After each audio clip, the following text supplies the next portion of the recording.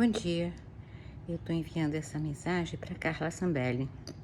Meu nome é Cláudia Ponte de Albuquerque, eu sou economista, tenho mestrado, doutorado, tudo financiado pelo povo brasileiro, moro na Flórida, porque fugi do Brasil. Mas o que eu queria comentar com a deputada é que existe um conluio entre os partidos políticos e o judiciário que vai até as bases. Existem inúmeros prefeitos que não cumprem responsabilidades fiscais, entram no judiciário para não pagar, não cumprir, e os juízes dão essas sentenças. Essas sentenças são cumpridas pela população brasileira que paga as dívidas dos municípios, dos estados. Existe um conluio entre os processos de desapropriação que envolve esses partidos políticos, INCRA, rodovia, expansão de rodovia, e esse conluio envolve os advogados, esses segmentos empresariais e políticos e o judiciário. E essa cadeia de corrupção, que começa nos municípios, que passa para os estados e vai ao nível federal, expropria o contribuinte brasileiro. Porque a irresponsabilidade nos julgamentos transformam corrupção em obrigações ao Estado.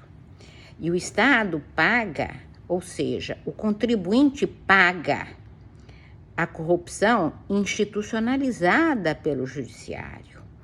Ou seja, se o presidente montou, o mecanismo é muito maior, é um processo de expropriação da renda do brasileiro por diversos mecanismos. Pelo mecanismo tributário e que não presta serviço e transfere para esses grupos, e pelo mecanismo do judiciário, que é responsável na homologação de sentenças, transferir do Estado responsabilidades. Eu fui assessora do ministro Pedro Simão, eu fui representante designada pelo Pedro Simão na Comissão de Avaliação de Incentivos Fiscais, está aprovado, mediante documentos, tá? Esse processo de roubo do brasileiro mediante expropriação de renda via sistemas fiscais tributários autorizados pelo judiciário. Existem processos de desapropriação de terras do governador do Pará, o Jader Barbalho, que dão desde 88. Então, o brasileiro é pobre porque os políticos e o judiciário roubam o brasileiro desde 1988, que são as provas que eu tenho. Porque eu fui assessora do Pedro Simão, eu fui assessora do ministro Krause, então eu fui da Comif, eu fui da CFP, ou seja, um período em que eu vivi na administração pública brasileira, eu sou prova visível deste processo de conluio entre a administração